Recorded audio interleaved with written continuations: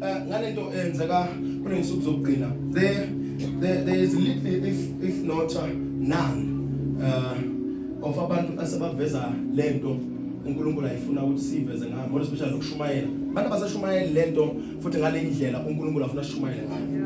Preaching has now moved from being preaching into being theatrics. Understand? So bangumsindo nje athashunyayela. Understand? And some of you don't know what preaching is. Some of you no longer know or don't really know what teaching or preaching is. When I was doing kushumayela kubamba imali kumephambi kwabantu bese uthi Lazaro Zakheyu umemeza uphuma uhambe ukanti ukushumayela iloko. So I want to help people here. Are you ready for that? Amen. Ningitshela manje ngekho ready. So shaya lo one singa ready. Do you want to learn? Because we have people now emaphambi kwethu ungamuza ukuthi umuntu ufuna ukuthini ukhuluma noJehova noma uzikhulumela yena. But how then do I see that the person now comes from God? Lokho emela phambi kwami ngibona ngani ukuthi uyashumayela noma uthulile. Angakhuluma umuntu athulile. Amen. Angashumayela futhi umuntu athulile. Angajuluka phambi kwakhe athulile. Emhlabeni yezwakala ukuthi izulwini ngezwakala. Kodwa bayibuka ezulwini uqualify as a preacher or as a teacher. So mina as your prophet, I have to help you because a prophet basemandulo abafana abaprophet beyinsuku zenzokugcina bamasuthu. Prophet basemandulo bebaphatha iqiniso lelibantu abangalifuni manje. A prophet basemandulo banganendaba negama lakho, banendaba lokuthi wena uyamazi uJehova. So what is preaching nozipho? Kahle kahle yini ukushumayela ngoba ungathola sime phambi kwabantu siphinde ishumayelo nje zabanye abafundisi ngoba asibazi ukushumayela ukuthi yini. What preaching entails. Sathi ukushumayela kinda kumaphambi kwabantu besithi hey bakhale kwabantu bethi hey nginempilo. Nonsense. Shut up. According to me, I can't lie to you. Mina ngifuna ungenze emotional, ngifuna ungenze spiritual. Oh yeah. Asiya massage la. Ngizele message.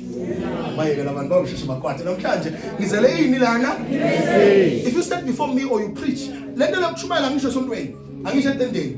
Ngisho empilweni yakho nasekhaya, nala uphila khona nasemsebenzini. Mawujashumayela kusukuthandazela abantu ukushumayela. Kunokuthandazela abantu ukushumayela.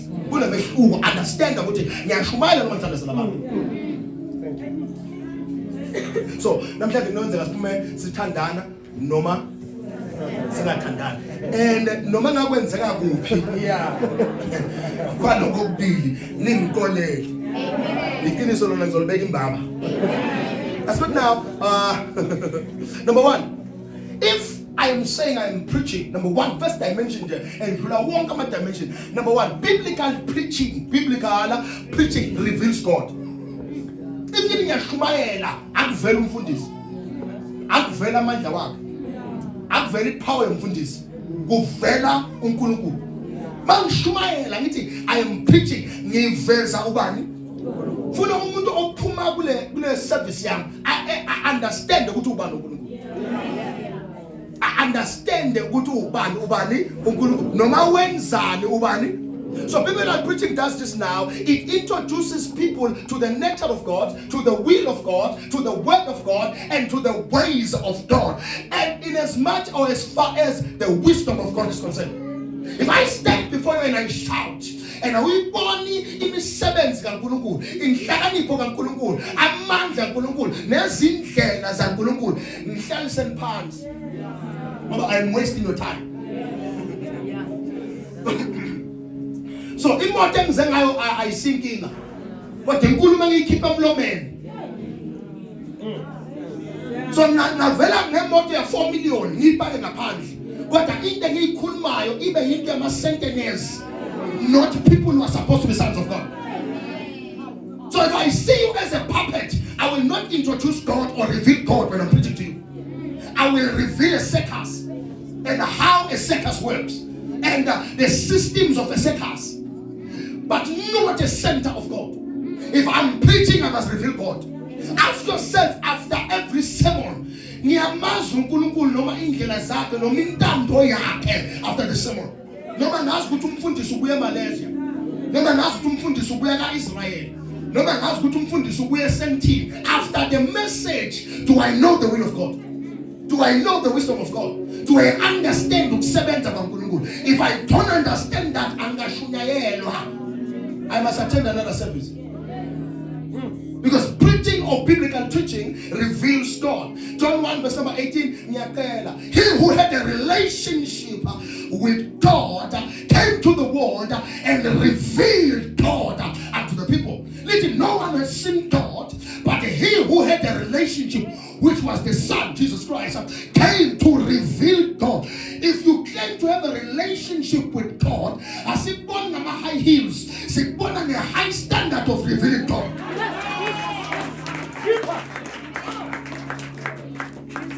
As it born on a deeper level of tongues, it's born on a deeper level of the understanding of God. You can speak in all tongues, but if you don't understand God, you've not started being in a relationship with God. Because the relationship now, it is not only revival, but it's also revision of what we call the doctrine you have received. So that you decide to unlearn and start learning new things. So if I minister before you, I must reveal God, the ways of God. Hebrews chapter number 1, verse number 1 to 3. With our ancestors, God revealed himself via every prophet, but now he has chosen to reveal himself with Jesus the Son. So if I stand before you and I present my prayer altar as powerful, not the kingdom of God and the throne of God as powerful, I'm not preaching, I'm breaking. There is a difference between preaching and parading before people. If the only thing I talk about is how deep I can go in prayer, but not how deep my God is, I am not preaching, I'm parading before you. Funda, episode number 1. uNkulunkulu esekhulumile Yes.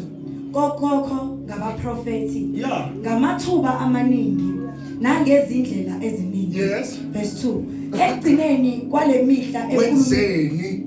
ekhulume kithina ngendodana. Ukhulume kithina ngani? Ngendodana. That's what I'm looking for. When he speaks now, he speaks via the Son. You can't tell me that you're not born again, but you are preaching about Jesus.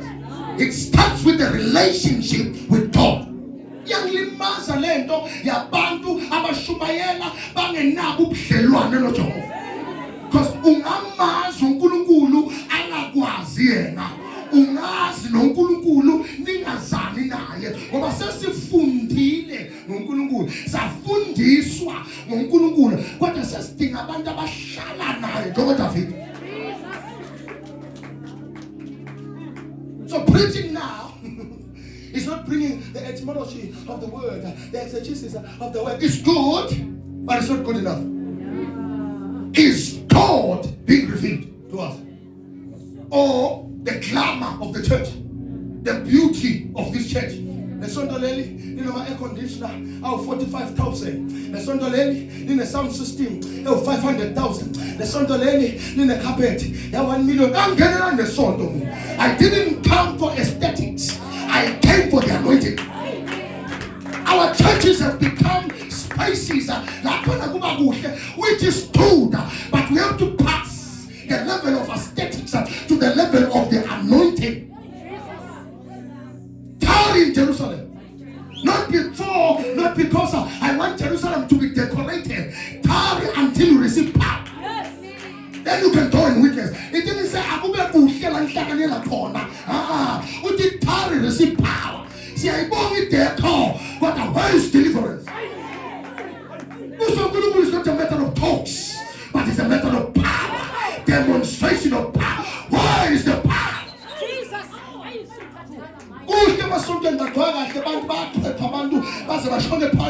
But there is no power that convicts the heart, that pricks the heart, that changes the heart, that changes men and bring them back to God. Souls are lost in church. We care about the verse, we care about the carpet, but we don't care about the flock. Feed my flock. Feed my flock. Serve my flock. Shepherd my flock. Yes, bafundisa ukugoka. Kodwa bagokisa umuntu wangaphandle. Kodwa umuntu wangaphakathi.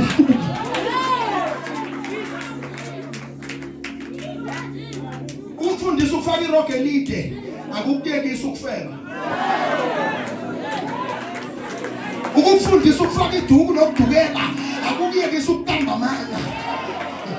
Ungadukela ufaka iroge elide uyeka nokufaka idebe namabhruko kodwa lingaphakathi lakho.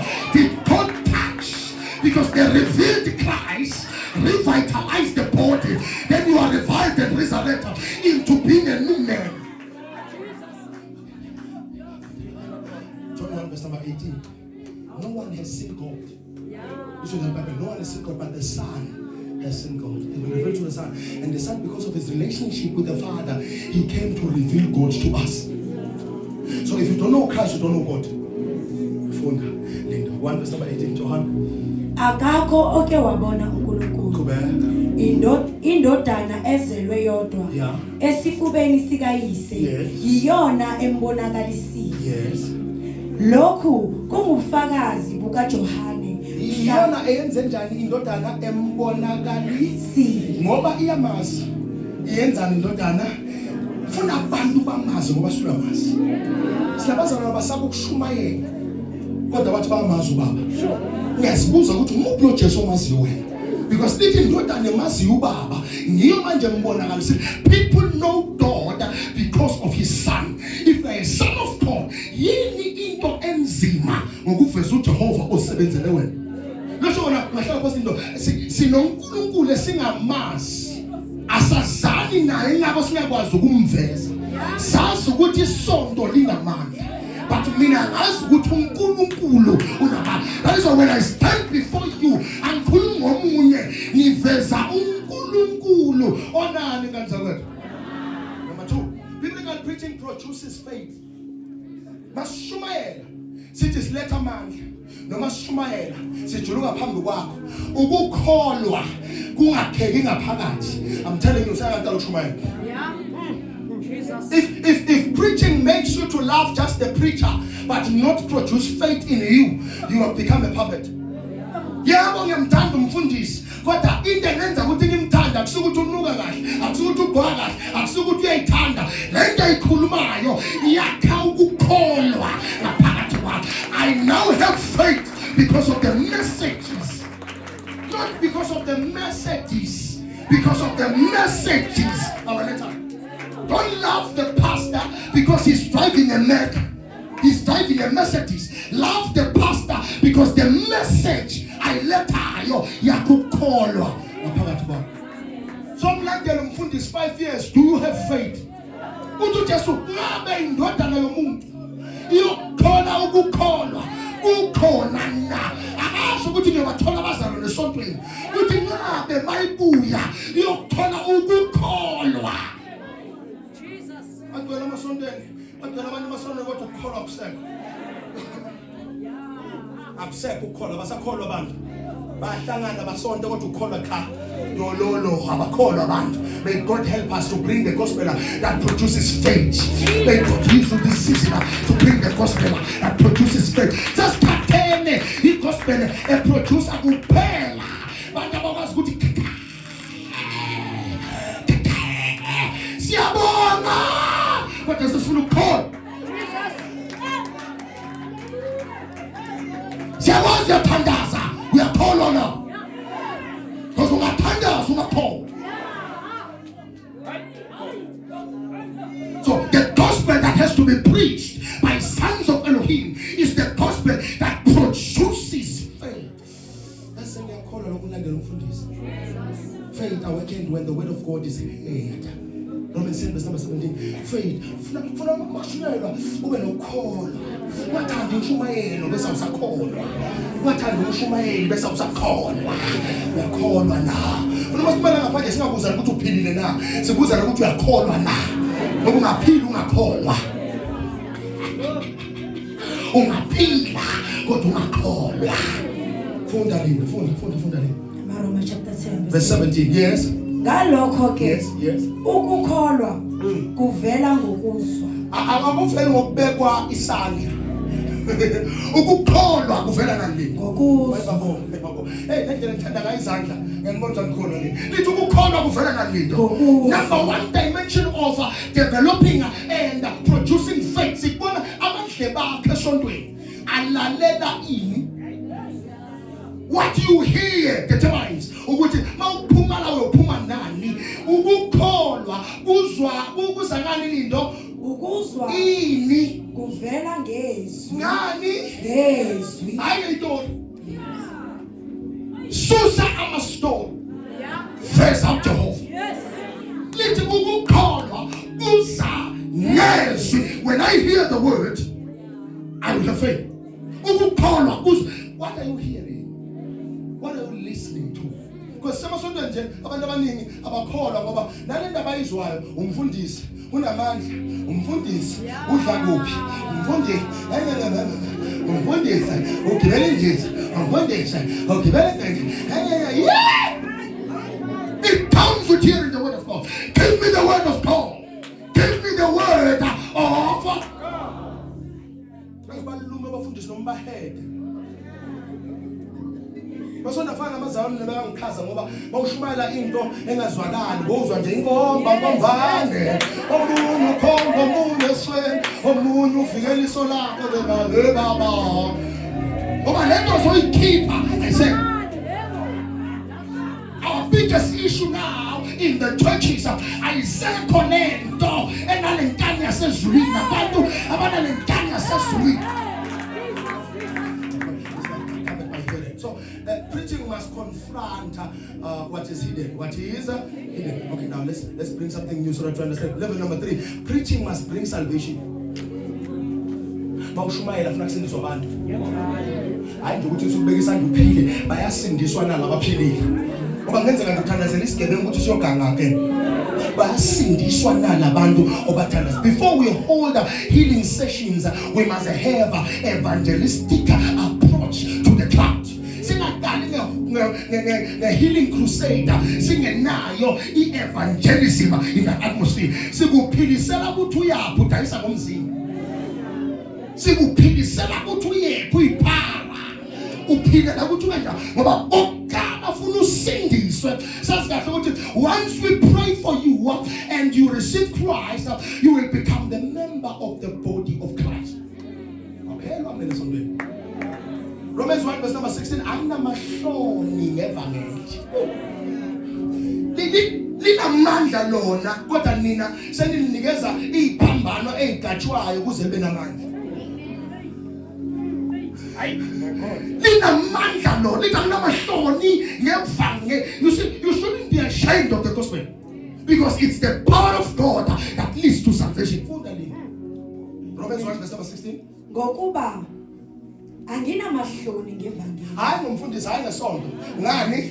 Ngevangeli. Your issue is wena unamahloni nomfundisi wakho. Iquestion ithi ngabe ivangeli lona silibeka kubeka ngokuba lini? lingamandla kaNkulunkulu. This is the power of God. The gospel itself is the power of God. Lenzani lento? Kube yinsindiso kulowo nalowo okholwayo. We are supposed to teach to those or them that believes it becomes salvation. Ngeke ngikushumayela ungasindiswa. Mina ngifuna ukuthi emsebenzini ngingasindiswa. Mina ngifuna amathenda ngingasindiswa. Mina ngifuna imishado ngingasindiswa. Yini ngine lawyer, yini ngine nthakatha, yini ngine nkosi sabantu emsebenzini ngoba anikasindiswa. Somebody shall be born again. 1 Corinthians chapter number 1 verse number 21. Shudana mfundisi ayibhela laziyo alikapheleli. Psalms 23 akamazi ni kuze kuphela iservice kufunda 4 amavesi. Service yonke 4 amavesi. Service yonke awulimali nawo. Service yonke 4 amavesi. Awulimali wena. Kodwa kunama face products alapho 6. Ukhela ukubuso bakho kungekho right. Face product mangaki awu6. Birthday ufrekseni uwafaka awu6. Bayolala uwafaka awu6. Kodwa mawushunyayelwe esontweni ngebhese lodwa kuyavalwa kuyanikelwa kuyahamba. Siyadlala ngoJehova. Funda 1 Corinthians chapter 1 verse 21. Yes. Ngokuba njengalokho ekuhlakanipheni kukaNkulunkulu. Yes. Izwe alimazanga uNkulunkulu. Kubeka. Ukuhlakanipha kwalo. Yeah. Kwaba kuhle kuNkulunkulu ukusindisa abakholwayo. Ukwenza njani abakholwayo? Ukusindisa abakholwayo. Lento enhle ngoNkulunkulu. Ayikali ngokufaka emsebenzini. Iqala ngokusindisa abanjani? abakholwayo. Kufaka emsebenzini ungakholwa mina. Iqala ngokusindiswa. Are you born again? Akuthi sizesibeka itende ungithanda Shumayela. Indaba ye-salvation. Mina i-service indaba ye-salvation futhi ihambe phambili. Lithi with foolishness. Wakuthiwa le ndaba yokushumayela kwakuthiwa ubula. Lithi basindiswa abantu ngendaba yokukholwa kwabo. Usindisiwe na? Ngoba usindwa izikhwama nje uze esontweni uphatha namabhegi amakhulu kodwa usindwa la izono. Tholo wakho ulahlwanga. So uthwenge. Lapho ngehlezi ngisho ukuthi abantu bakhula ngamakhanda njalo esuku zokugcina ngoba vele bathwele izono. Hey God help us. Singaba stop sign nje ngoba vele asifuni umisa ama stop sign isikhungo ngoba vele awufuni ukwehlisa ini siyasinda isona nesiholelana ekufeni. You must be born again. Number this is salvation.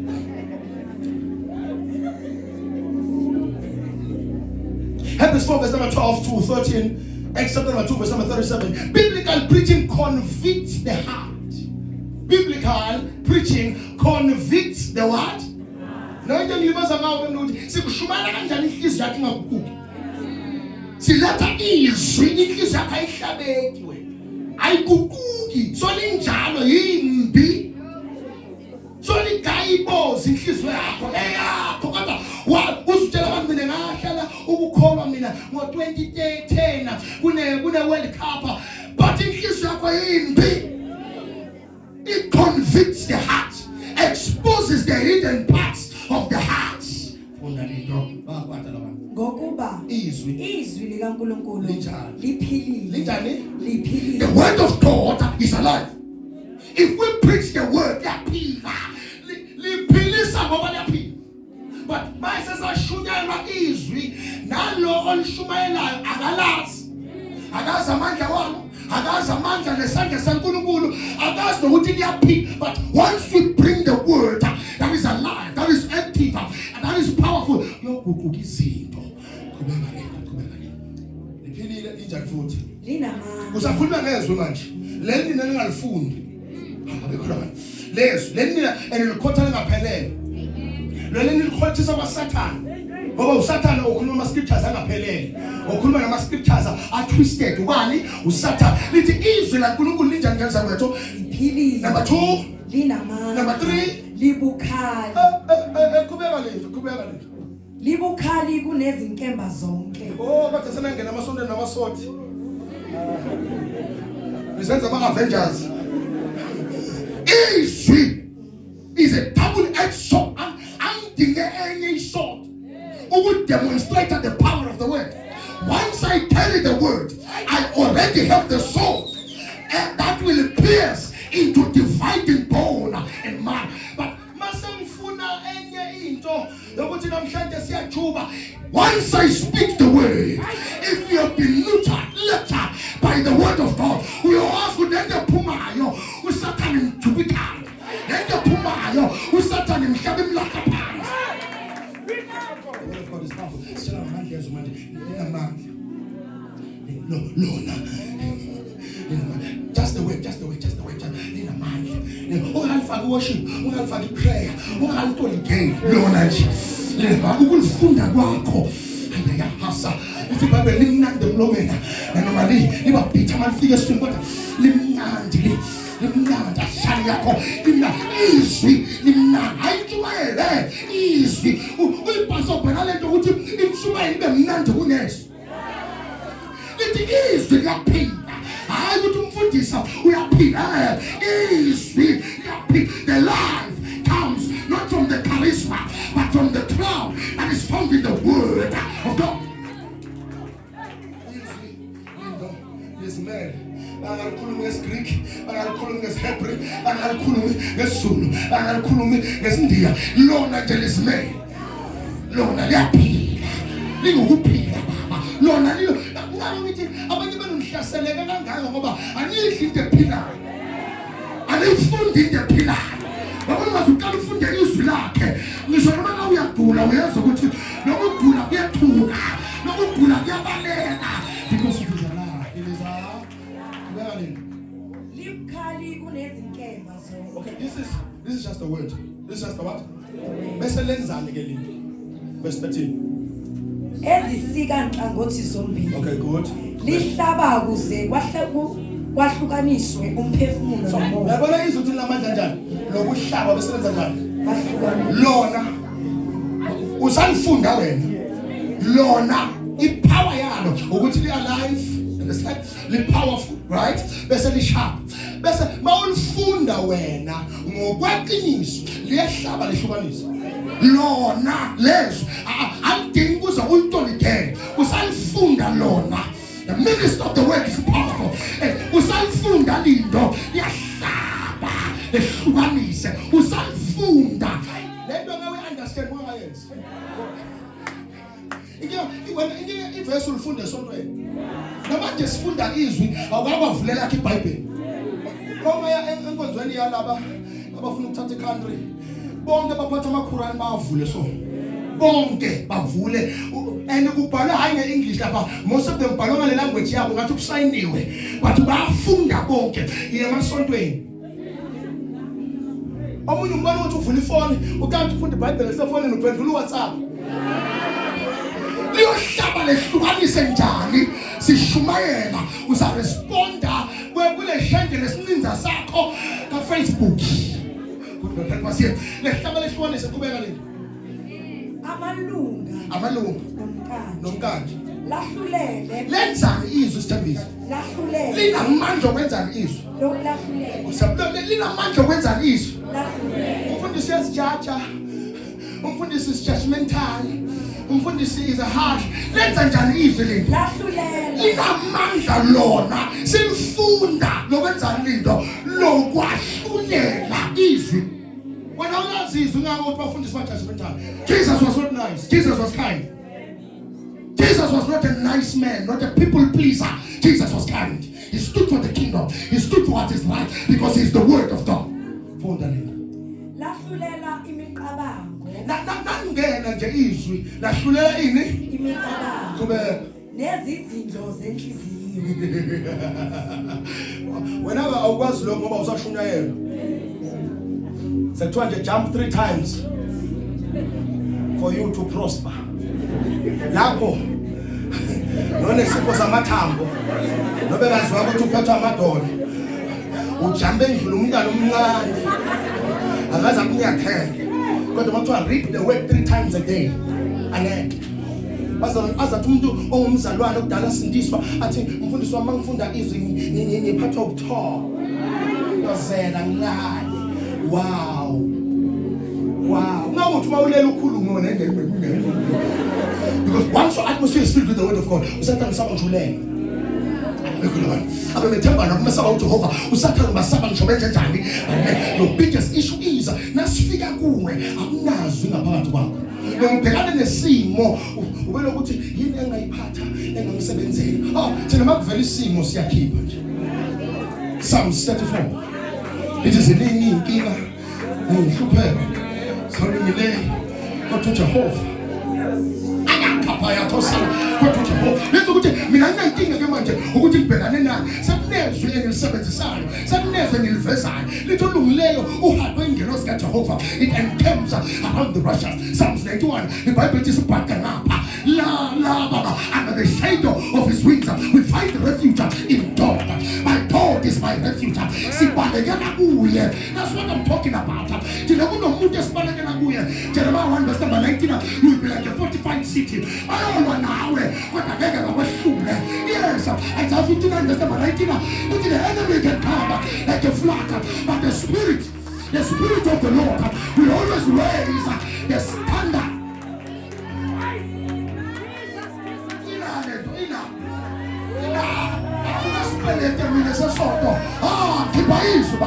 If you set a lot to my Lord Jesus in Matthew chapter number 4, which is what you will not keep. It is written. If you don't know what is written, you set a lot. I know what is written. I know what is written. Minister of the word. One of his books, at the entrance of the word, bring it forth light and understanding. We discuss as a Sabbath because there is a word. Silvana, every day it brings light and understanding. But let them be understanding and fellowship. Yeah, Numbers 23, verse number 23. You know, I get from a lawyer, being a tagger to Israel. Take your channel to go to me. The lawyer and me now. At the number 27 and 28, it is too silent. Sibega Pesul, stands on a post. We are always at the front. Never going to the scoop head, never going to the stitches and leg. I have. Your biggest issue is what I don't know is pray. That will not happen. Just like you touch spray from this. I was about to sin that spray. It will don't go by sight, but you go by faith. Little Zacharias is saying thing. The son just son. I'm not family at all. Kekaya ako sing. Yes, so now I do the future. So give me solo. A sun such a home. We are the ace in the hand of the Almighty God. And in any Mazubaka. Let us make you like God on earth. You shall declare things. It can be established. There are little amounts of good and no peace. I saw him in lack. No matter Shamana no Korea. You're telling me no peace no hustle. I'm great is my God. I find refuge in Him. In the name of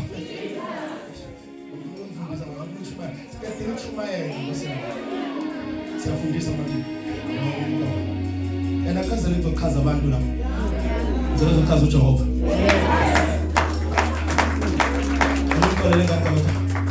I'm the only microwave. The slow cooker.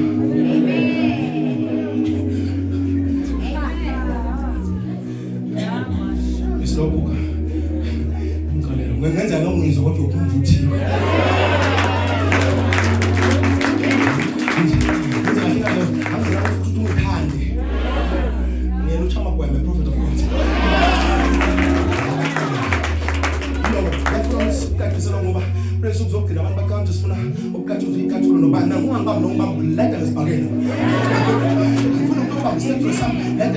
The Bible is Bamba, which is little fast on the mobile boom peto. Bamba, sometimes I'm going to, yeah, I'm telling a boom, Nishanis and Takamita, or 510 Ranga. We are Bamba Stabuga, Babuches, I mean, Babucha, sitting on Mama Buches, sitting in Caesar, as if I'm people will say, I'm one with God. I conquer, not because I touched the pastor's piece of cloth. I touched God. While I sing the service, I touched God. People say, Lord, did I touch God?